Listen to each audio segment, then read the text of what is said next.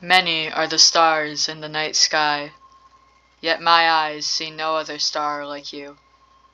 You are listening to the Midnight Radio. It has been a long 2 weeks, listeners, and I am ready to collapse from the sheer weight of it all. But the work is not done yet, listeners. Oh, everything is far from over. That night, 2 weeks ago, when me and MS tried to escape, I thought it was over for us. MS had lost a lot of blood, but they are on the road of recovery, so all is well. Anyways, MS had lost a foot, and I could not see how we could make it out, in my case, again, from the lab. Then came Pluto, a mere few hours after us, staggering through the halls in the arms of... But no, it couldn't be. He was dead, right? But there he was. Blonde hair, pale skin, green eyes and all, with Pluto's arm around his shoulder. The star in the suffocating darkness. The other half of my soul. The moon I was the dark side to. There he was, Scott, Ghost 009, my soul brother. Pluto ended up in the room beside me, room 481. The three of us, me, Pluto, and MS, together. Again. I'm still not quite sure how Pluto ended up there. She still won't tell me.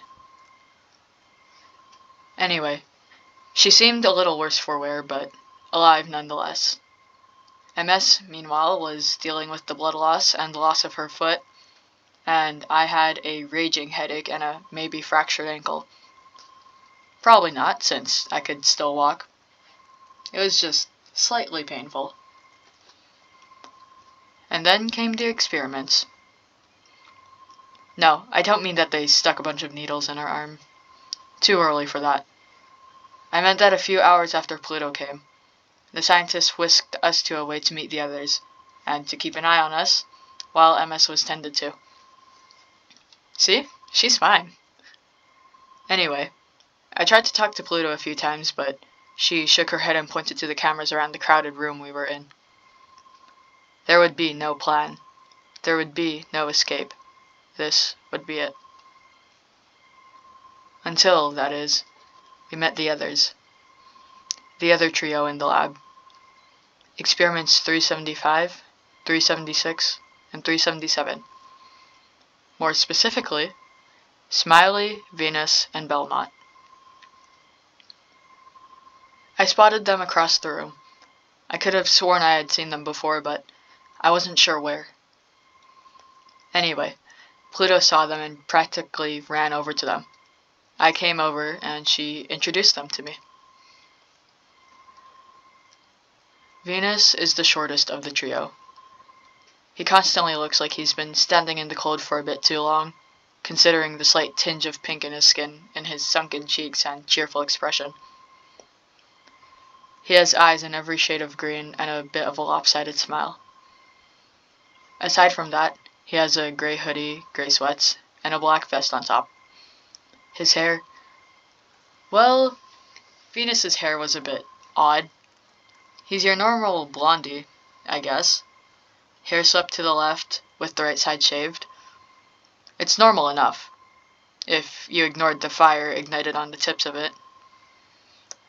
How his hair isn't just burned off, I don't know, but it does look kind of cool.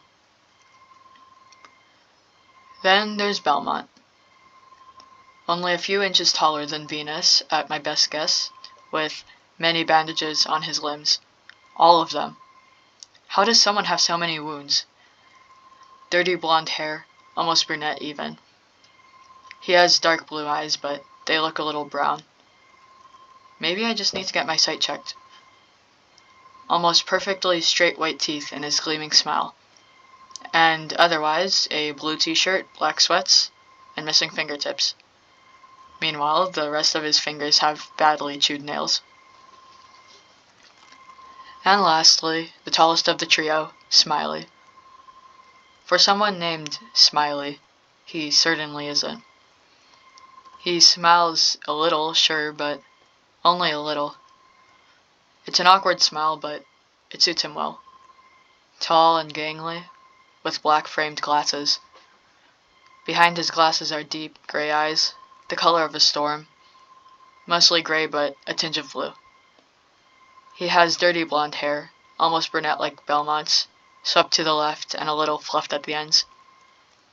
His skinny frame is mostly hidden by a tan hoodie, his hair flat under his bright orange beanie, prosthetics peeking out from his sleeves. I could clearly see 4 mechanical fingers, or more realistically, claws, on his left arm. They're kind of scary. And I don't mean that in a rude way, or in a way that suggests that they're intimidating, but I mean they are properly scary. Why, you ask? Well, the whites of their eyes weren't, well, white. They were more so black. Smiley's more than the others.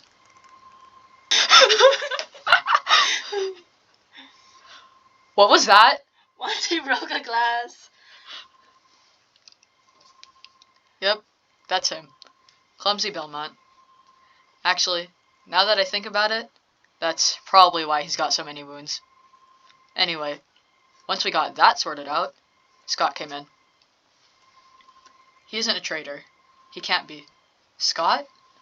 Never in a million years. Or so I thought.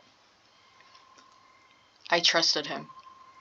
And it's not that I don't anymore, because I still do, but he makes it really hard. Especially when you consider how he shoved MS to the ground beside us and just walked away. No hello.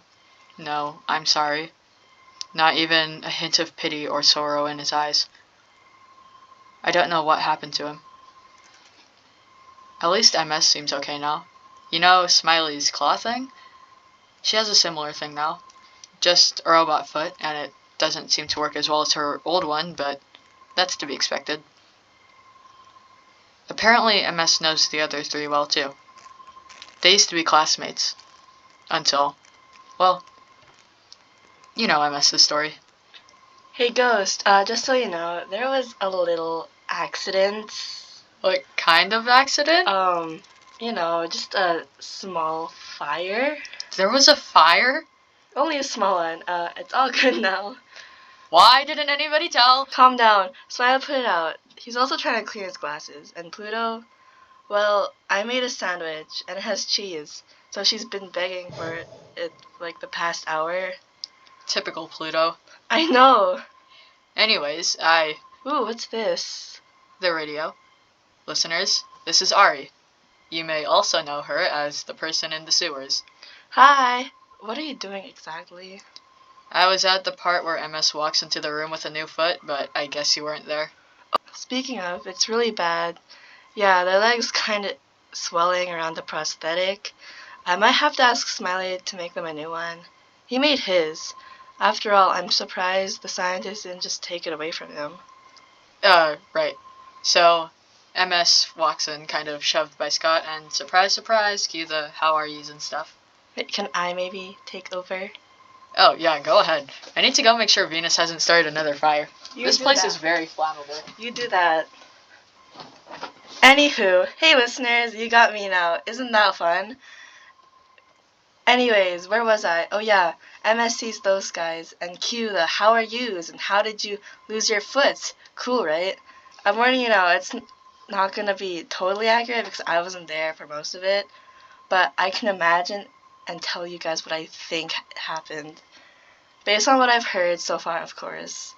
Now, MS is happy about all this, like seeing those guys again. But Ghost isn't really. Cool, new people! They're still stuck in the lab. Once they calm down, Ghost comes up with another plan, which hopefully won't result in missing body parts, considering MS already lost their foot, Smiley already lost his left limbs, and Belmont lost a few fingertips somehow. The plan was just to run for it once the scientist came to the door. The scientist hopefully being Scott, so Ghost can attack him and, I don't know, waltz out the front door, I guess. I think Ghost started running out of ideas. Before they did that, escape, they stayed a few more nights. MS legs already swelling, Smiley's on death's door, and Ghost won't tell them why they haven't left yet. Or at least, why they're spending so much time in the records room. I don't know, they don't really say much, I guess. Anyways, they kind of had to wait like 2 weeks before actually escaping, because Ghost was like looking for stuff. Where was I?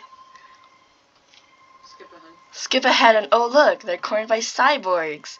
They can't really be mad at Ghost. Why? Because it was the only plan anyone had, but they didn't account for the cyborgs. Then they being entirely Venus and his fire, kind of accidentally not really started another fire.